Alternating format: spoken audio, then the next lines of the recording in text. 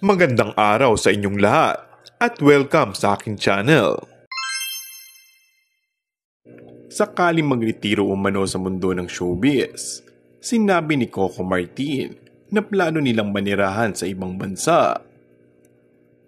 Ibinunyag ng kapamilya aktor na bumili na sila ng property sa ibang bansa bilang parte ng kanilang backup plan kung sakaling tuluyan nilang lisanin ng entertainment industry.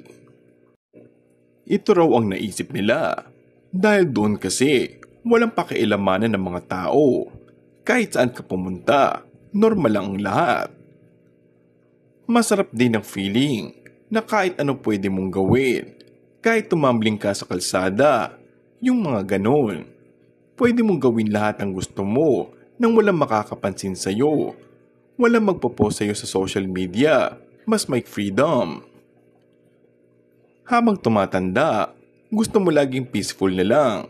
Ayaw mo na ng controversies, sambit pa nito. Habang ipinapaliwanag kung bakit low-key lang sila ng girlfriend na si Julia Montes pagdating sa kanilang relasyon. Dagdag pa nito, hindi naman lahat ng masasayang bagay kailangan naming i-share.